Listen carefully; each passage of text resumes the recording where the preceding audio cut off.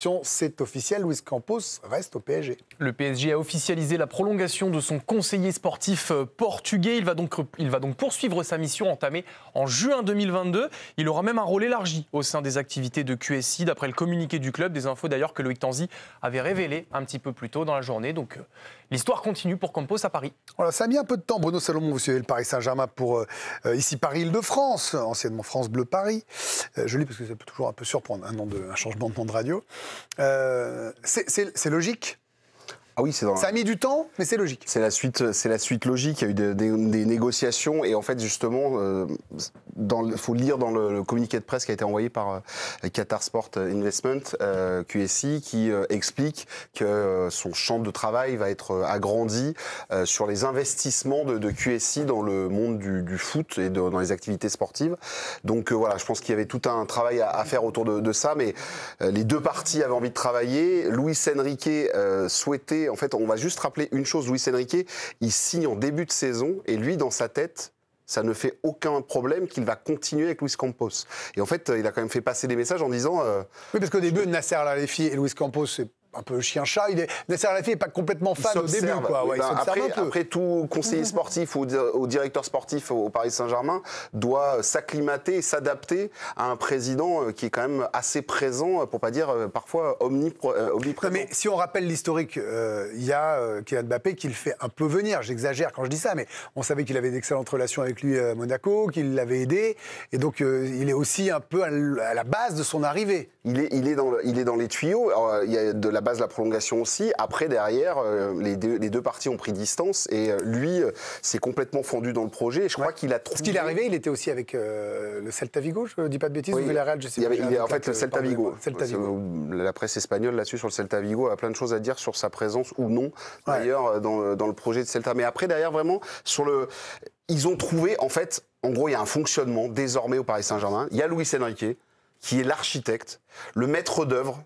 C'est bien évidemment Luis Campos qui, quand on lui dit « je veux un défenseur, tu me trouves un défenseur », eh ben, il va le chercher pour Luis Enrique.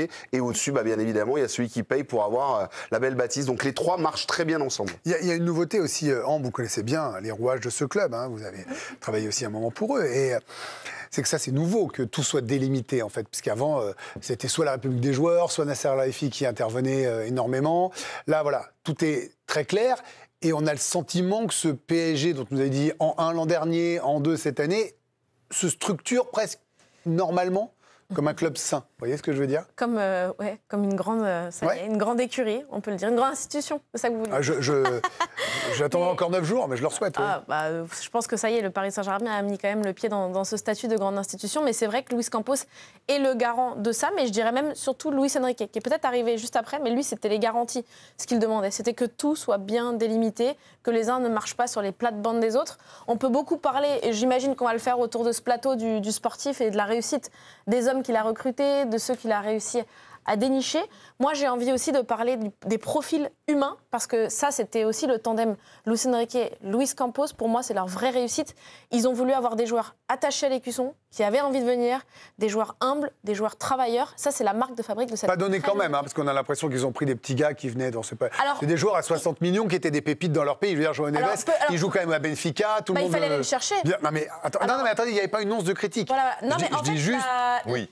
La jeunesse peut être totalement décorrélée du prix qu'il a mis dessus. Ça ne veut pas dire qu'il n'a pas mis un gros pactole, mais n'empêche qu'il fallait aller les chercher. À l'image d'un William Pacho qu'il a été déniché à Francfort, on peut mettre de l'argent dessus, qu'importe l'étiquette qu'ils ont, les autres n'ont pas été les chercher avant Luis Campos. Bien sûr, je suis complètement d'accord avec vous, mais je nuancé, on regarde l'enveloppe mise, je comprends. C'est très joliment dit. C'est vrai que cette relation Luis Enrique et Luis Campos, c'est un atout. Le Paris Saint-Germain qui n'avait jamais connu un duo aussi fluide depuis son rachat par le Qatar en 2011. Un binôme qui fonctionne bien, qui marche main dans la main. Alors parfois, il peut y avoir quelques divergences, mais ça, c'est normal, rien d'insurmontable, rien d'essentiel. Déjà, en novembre dernier, Luis Enrique avait exprimé le souhait de continuer de travailler avec Luis Campos dans le projet parisien. Il avait apporté publiquement son soutien au Portugais. Écoutez. Avec Luis, j'ai un contact quotidien. Si on ne se voit pas physiquement, on s'appelle, mais en général, on se voit. J'ai commencé ce projet avec lui, c'est avec lui que je me suis entretenu en arrivant. On ne sait pas ce qui va se passer, mais clairement, Je voudrais que ce futur s'écrive avec Luis Campos et son équipe. Alors en avril dernier, l'avenir de Luis Campos n'est toujours pas clarifié. Luis Enrique en profite pour réaffirmer encore une fois sa volonté de prolonger avec son acolyte. J'aimerais que Luis Campos continue au club. J'ai commencé avec lui, j'aimerais finir avec lui. Voilà pour Luis Enrique. C'est vrai, cela dit, Jérôme Alonso, il l'a toujours dit. On ne peut pas dire... on a senti que c'était une relation où ils ne se connaissaient pas trop forcément au début, parce qu'ils se disaient, est-ce qu'ils vont s'entendre bien? Ils ont appris à se découvrir. En fait, c'est peut-être ça la grande réussite. C'est qu'en se découvrant, ils sont appréciés au moins professionnellement et sans doute amicalement, mais à la limite, presque qu'importe. C'est pas toujours le cas qu'une greffe prenne aussi bien entre deux personnalités comme ça. Il y a beaucoup de choses qu'il a dites, Luis Enrique, qui sont arrivées. Oui, c'est vrai, hein, souvent on disait il nous travaille un peu, en fait c'est bon. Là, ça c'est votre mantra depuis quelques temps. Non mais c'est vrai, et en fait tout s'est réalisé, mais de toute façon toutes les grosses machines qu'on a eues dans le football moderne, c'était des attelages qui fonctionnaient. Moi, pour le coup, il me demandait, Greg, pour avoir vécu de l'intérieur, Leonardo, Thomas Tuchel, oui. C'était pas la même cuisine. Hein. C'est ce que je te dis. Toutes les grosses machines depuis 20 ans, c'est des attelages qui marchent. Parce qu'il y a moins d'égo peut-être chez Campos que chez Leonardo. Et quand il y a un grain de sable, quand il y a de la friture sur la ligne entre les deux, ça marche pas. Et cette année, effectivement, c'est logique. En fait, c'est juste logique qu'ils re-signent.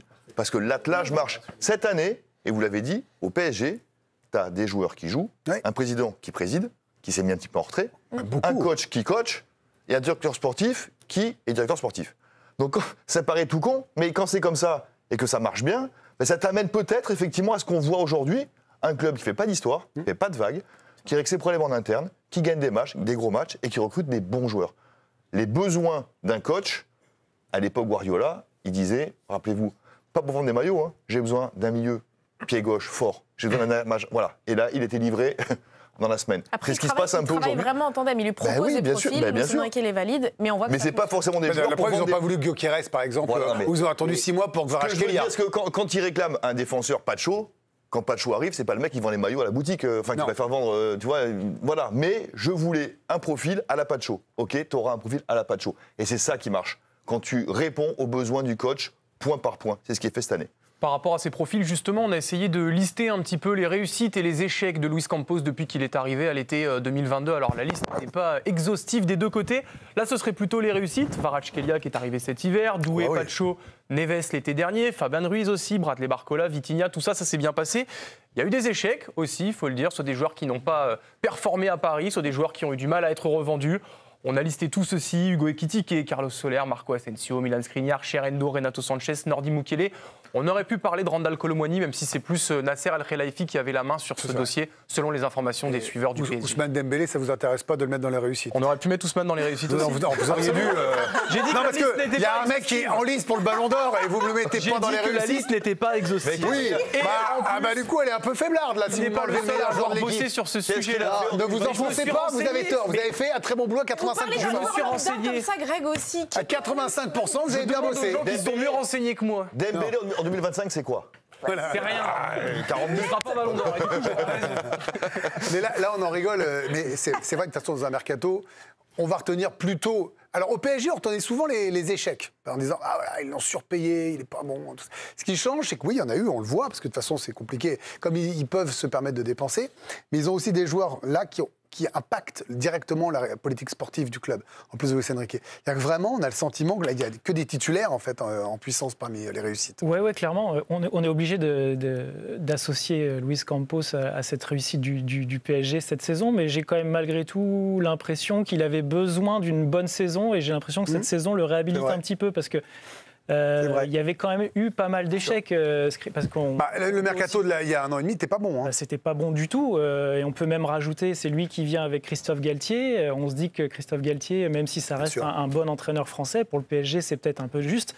Ça n'a pas fonctionné. Et puis même au niveau des sorties, il est effectivement, on a parlé d'Mbappé tout à l'heure qui le fait venir.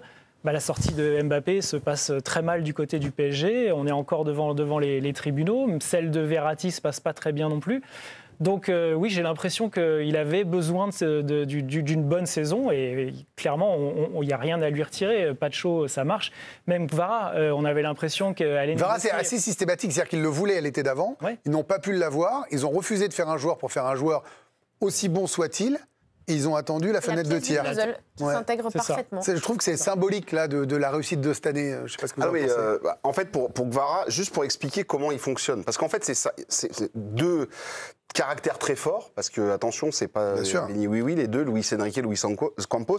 En fait, ils sont appris à se connaître. Enrique a récupéré un chantier. Il y avait quand même des joueurs qu'il ne voulait pas, qui ne lui convenaient pas. Donc, il a fallu faire pendant une année. Et sur la deuxième année, ils se sont jugés et jaugés. Et en gros, il a fait sa liste de courses. Il a dit, voilà, moi, je veux. Et il faut savoir que Campos marche avec des listes de 5.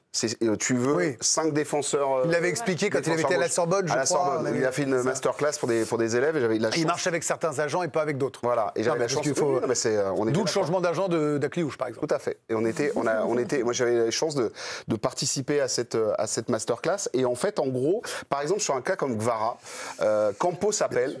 Prend les renseignements, se renseigne auprès du joueur, de l'agent, et en fait, Luis Enrique, il appelle juste pour dire ce qu'il attend de lui, du mindset, de tout, juste voilà, lui dire, tu sais quoi, tu viens chez moi, tu vas bosser, tu vas courir, tu vas faire des allers-retours, et en fait, il s'appelle plusieurs fois comme ça. Derrière, Campos fait tout le travail en amont. En fait, et ils ont fait la même chose avec Pacho. Pacho, il a d'abord Campos qui l'appelle. Derrière, il y a Luis Enrique qui arrive en disant, voilà, je t'explique. Je te promets, tu ne seras ni titulaire, je te promets rien du tout. Tout ce que je veux, c'est que ton profil m'intéresse et je veux que tu travailles comme ça, comme ça, comme ça, comme ça. Est-ce qu'on est d'accord? Si tu viens, je t'avertis, ça va être très clair. Et en fait, bien, ça. Les 5 joueurs qui sont arrivés cette saison, c'est une réussite pour les 5. Je suis désolé, et c'est pour un proche, Campos, je suis pour un familier. Le truc, c'est que sur cette saison-là, c'est une réussite parfaite. Les 5 joueurs sont ce que voulait Luis Enrique. Et au final, ils vont où? Ils vont en finale de Ligue des Champions. Et d'ailleurs, le prochain mercato devrait probablement, ou possiblement, je vais mettre quand même des pincettes, être calme, parce qu'ils semblent être contents de l'effectif et qu'à moins d'opportunités de marché, ils ont envie d'une continuité, ce qui n'est pas souvent le cas de